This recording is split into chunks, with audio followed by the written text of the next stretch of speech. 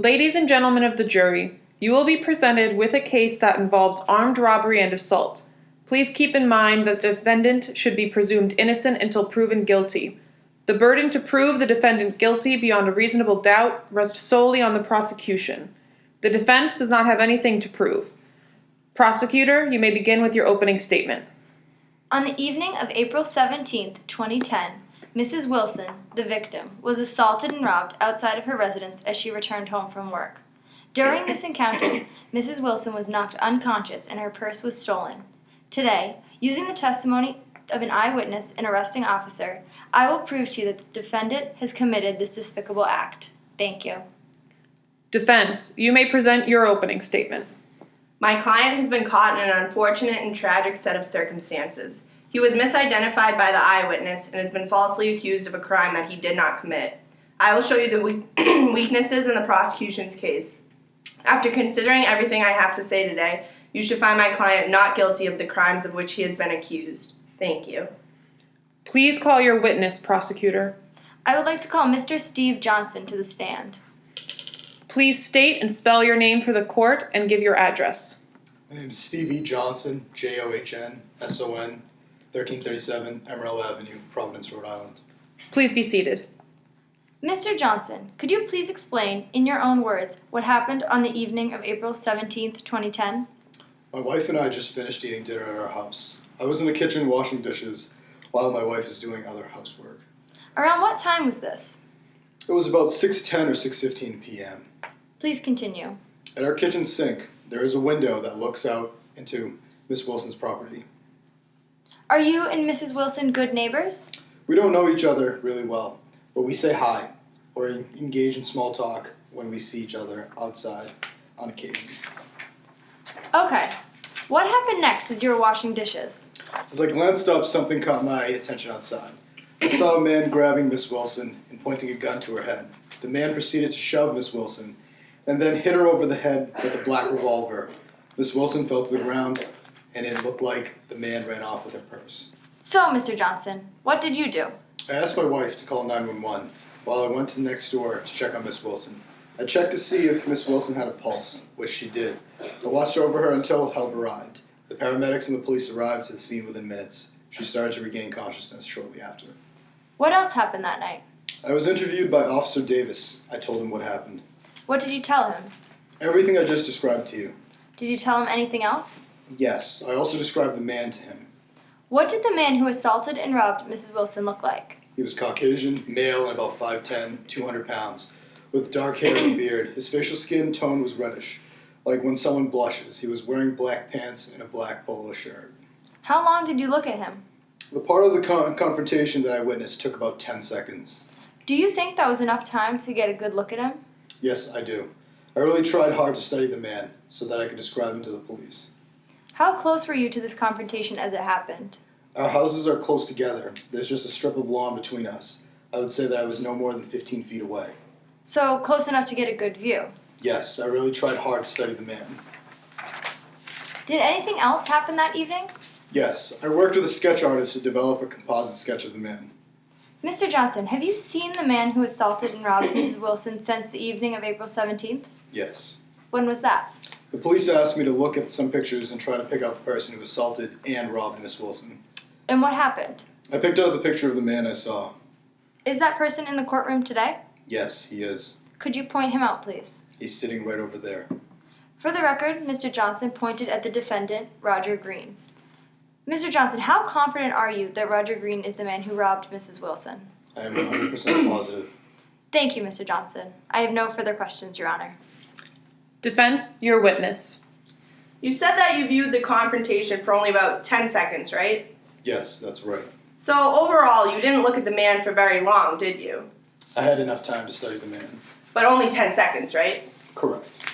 And yet you say that you are 100% positive that you identified the right person? Yes, that's right. I'm 100% positive. Mr. Johnson, am I correct when I say that you identified my client from a police lineup sometime after the crime? Yes. And how long after the crime occurred did you make that identification? It was 2 days later. Did you indicate how confident you were at the time you initially made your identification as per best practice recommendations? Yes. Your Honor, I would like to enter into evidence the statement that Mr. Johnson made on the day of his identification. Accepted. Mr. Johnson, is this the statement you completed on the date of the identification? Yes, it is. Would you read what you wrote on the day of your identification for the court, please? I wrote, I picked out photograph number 3. I'm 75% positive. I'm sorry, I couldn't hear you with the noise outside. Could you repeat what you just said? I wrote, I picked out photograph number 3. I'm 75% positive. So when you made your identification, you were 75% positive, and yet a few moments ago, you reported that you are 100% positive that my client is the man who assaulted and robbed Mrs. Wilson. Memory doesn't get better with time, Mr. Johnson. How did that happen? Why are you more confident now than you were then that my client is the man who assaulted and robbed Mrs. Wilson? I've been rehearsing my testimony a lot, but the lawyers and the police are prepared for court. I've become more confident each time I've rehearsed my testimony. Mr. Johnson, are you saying that you have become more confident now because you have been rehearsing your testimony? Yes, each time I rehearsed my testimony for the court with the lawyers and the police, I became more confident. I have no further questions, Your Honor. Prosecutor, any redirect? Mr. Johnson, how confident are you right now that you made an accurate identification? I am 100% positive. Thank you. I have no further questions. Prosecutor, please make your closing remarks. Ladies and gentlemen, after hearing the testimony, I think you will agree with me that all of the evidence adds up. There's an eyewitness that places Mr. Green at the scene of the crime.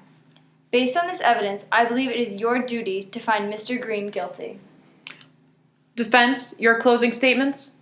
Ladies and gentlemen, I disagree with my colleague's assessment. The prosecution has not shown anything that proves with absolute certainty that my client committed this crime. Even the lone eyewitness is not 100% sure. For this reason, I feel that you are obligated to find my client not guilty. Defense, you may call your witness in this case. Your Honor, I'd like to call Dr. Elizabeth Loftus to the stand. Please state your name for the record and spell your last name. Dr. Elizabeth Loftus, Loftus. Have you written what's generally considered to be the Bible on eyewitness testimony?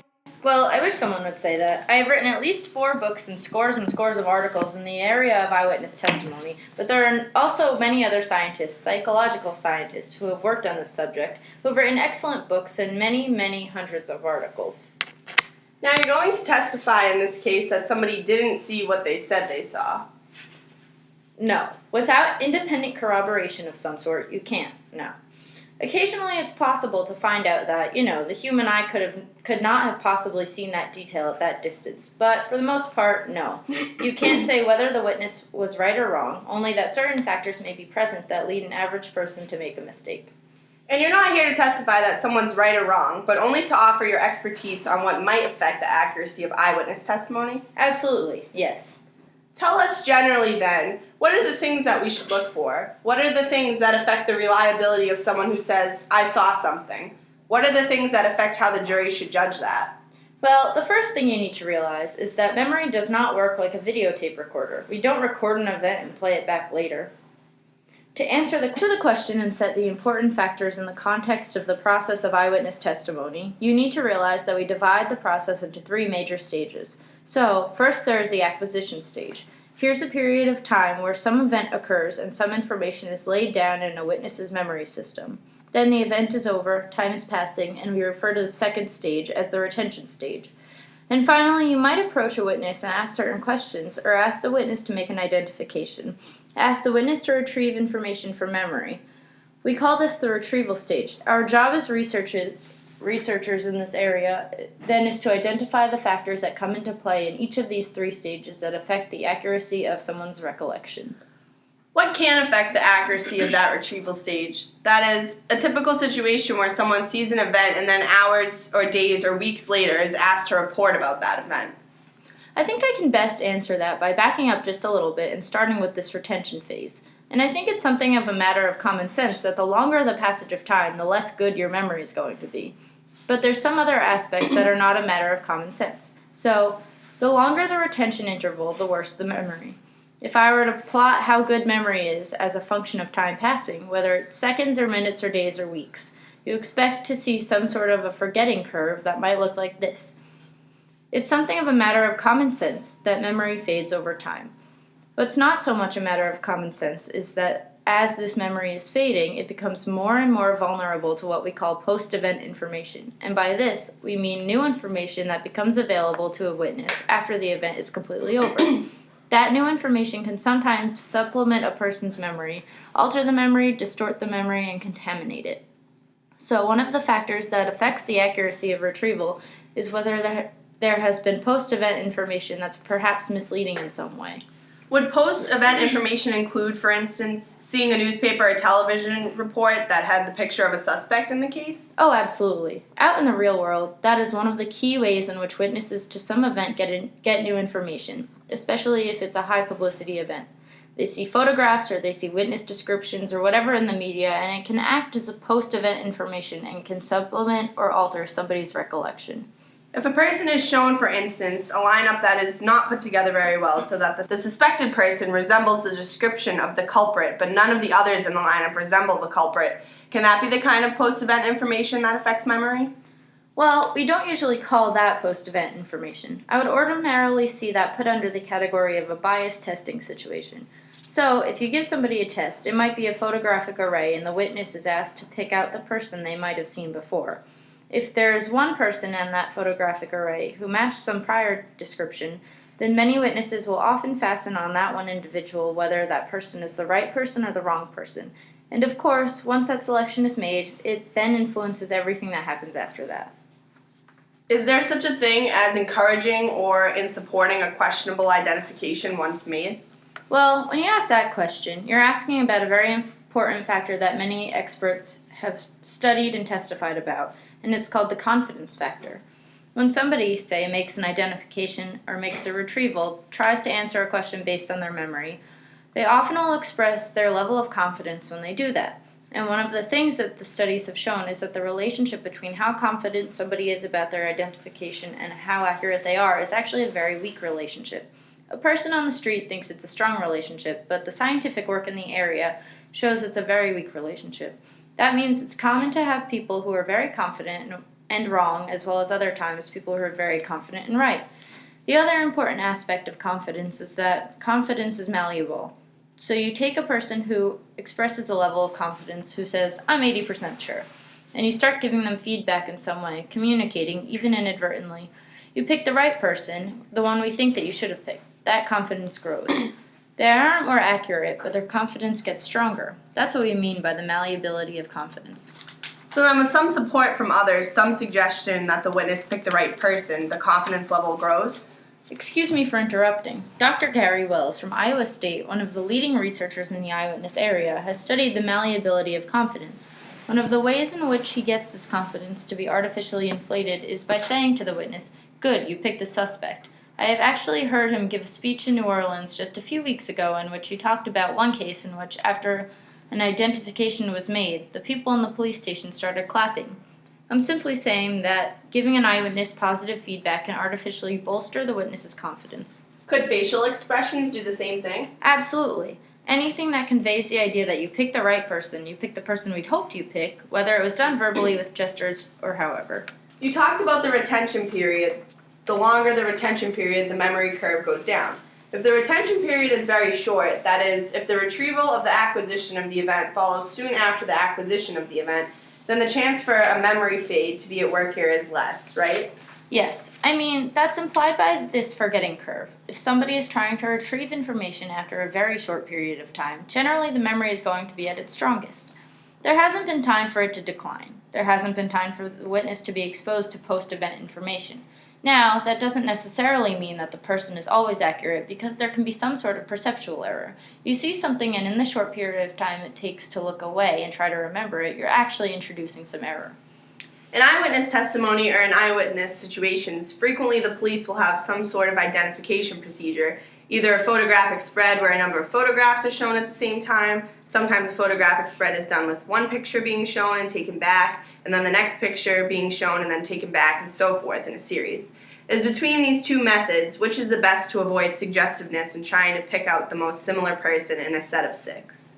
Believe it or not, I understand that question. So, If, for example, somebody were going to witness a 6-person photo spread, you could either display it simultaneously, laying out all 6 pictures as you see in this diagram, I hope you can see, or you could display photograph number 1 and take it away, then photograph number 2 and take it away. One method is called the simultaneous method when all photographs are shown together, as in this diagram, and in the other is shown as the sequential method.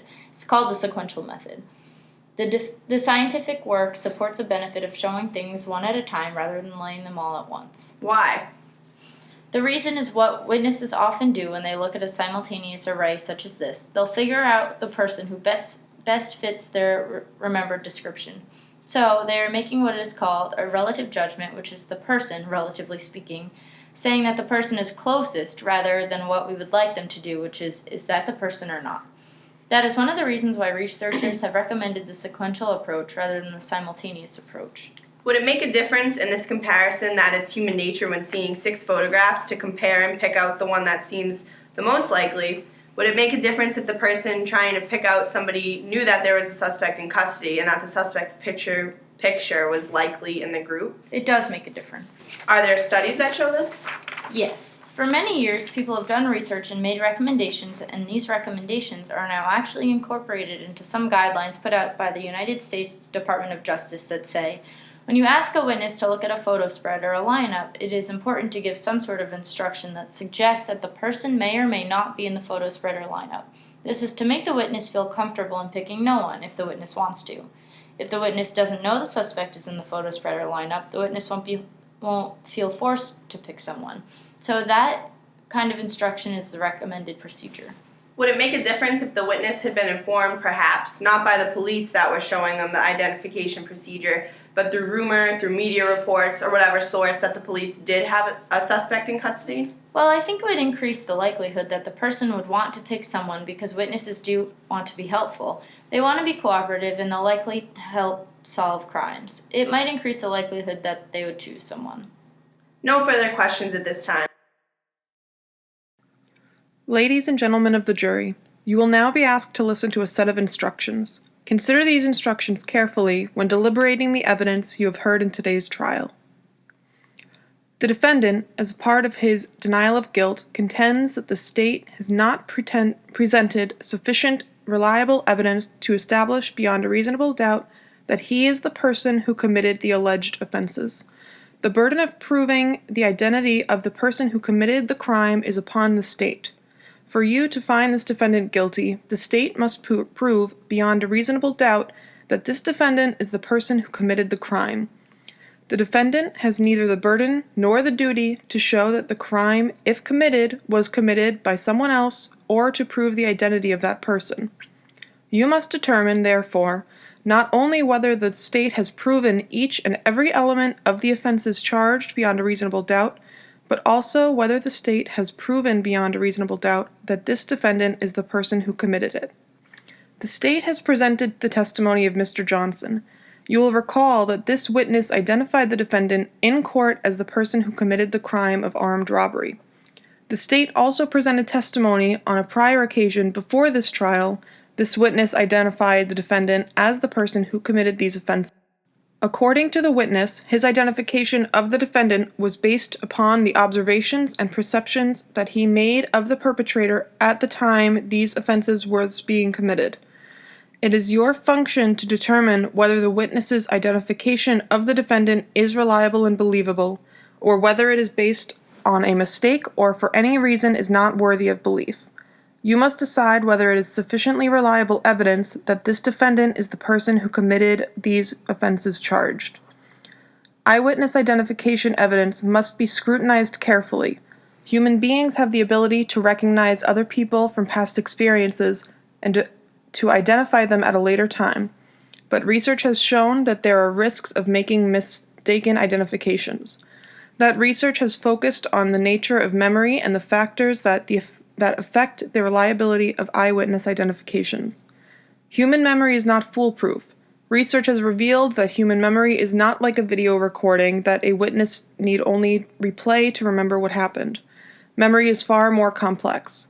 The process of remembering consists of 3 stages: acquisition, the perception of the original event; retention, the period of time that passes between the event and the eventual recollection of a piece of information, and retrieval, the stage during which a person recalls stored information.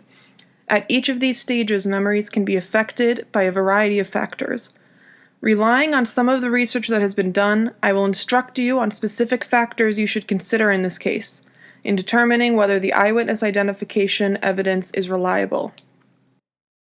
In evaluating this identification, you should consider the observations and perceptions on which the identification was based, the witness's ability to make those observations and perceive events, and the circumstances under which the identification was made.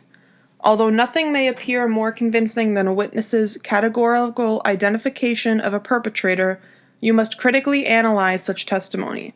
Such identifications, even if made in good faith, may be mistaken. Therefore, when analyzing such testimony, be advised that a witness's level of confidence standing alone may not be an indication of the reliability of the identification. If you determine that the out-of-court identification is not reliable, you may still consider the witness's in-court identification of the defendant. If you find that it resulted from the witness's observations or perceptions of the perpetrator during the commission of these offenses and that the identification is reliable, if you find that the in-court identification is the product of an impression gained at the out-of-court identification procedure, it should be afforded no weight. The ultimate question of the reliability of both the in-court and out-of-court identifications is for you to decide. To decide whether the identification testimony is sufficiently reliable evidence to conclude that this defendant is the person who committed these offenses charged, you should evaluate the testimony of the witness in light of the factors for considering credibility that I have already explained to you. In addition, you should consider the following factors that are related to the witness, the alleged perpetrator, and the criminal incident itself. In particular, you should consider the witness's opportunity to view and the degree of attention. In evaluating the reliability of the identification, you should assess the witness's opportunity to view the person who committed these offenses at the time of these offenses and the witness's degree of attention to the perpetrator at the time of these offenses. In making this assessment, you should consider the following. Stress. Even under the best viewing conditions, high levels of stress can reduce an eyewitness's ability to recall and make an accurate identification. Therefore, you should consider a witness's level of stress and whether that stress, if any, distracted the witness or made it harder for him or her to identify the perpetrator. Duration. The amount of time an eyewitness has to observe an event may affect the reliability of an identification.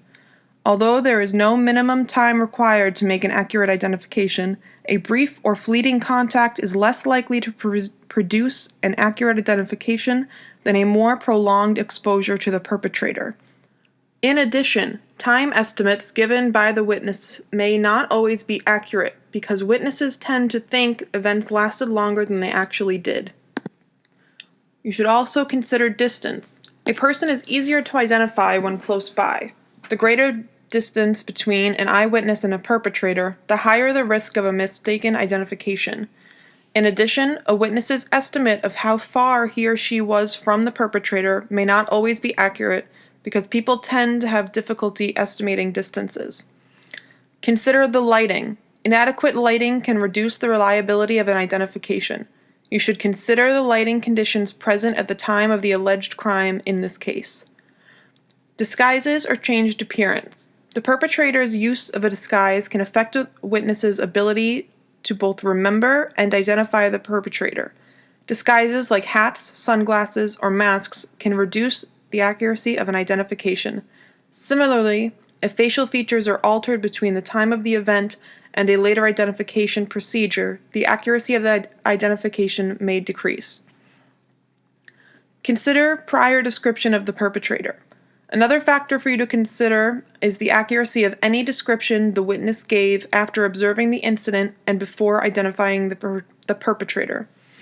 Facts that may be relevant to this factor include whether the prior description matched the photo or person picked out later, whether the prior description provided details or was just a general in nature, and whether the witness's testimony at trial was consistent with or different from his or her prior description of the perpetrator. Confidence and accuracy. As I explained earlier, a witness's level of confidence standing alone may not be an indication of the reliability of the identification. Although some research has found that highly confident witnesses are more likely to make accurate identifications, eyewitnesses' confidence is generally an unreliable indicator of accuracy. Finally, consider the amount of time that has elapsed. Memories fade with time. As a result, delays between the commission of a crime and the time an identification is made can affect the reliability of the identification. In other words, the more time that has passed, the greater the possibility that a witness's memory of a perpetrator will weaken. Keep in mind that the presence of any single factor or combination of factors is not an indication that a particular witness is incorrect. Instead, you may consider the factors that I have discussed as you assess all of the circumstances of the case, including all of the testimony and documentary evidence. In determining whether a particular identification made by a witness is accurate and thus worthy of your consideration, as you decide whether the state has met its burden to prove identification beyond a reasonable doubt.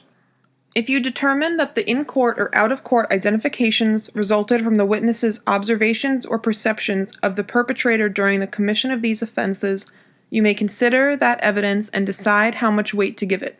If you instead decide that the identification is the product of an impression gained at the in-court and or out-of-court identification procedures, the identifications should be afforded no weight. The ultimate issue of the trustworthiness of an identification is for you to decide. If after consideration of all of the evidence, you determine that the state has not proven beyond a reasonable doubt that Mr. Peter Brown was the person who committed these offenses, then you must find him not guilty.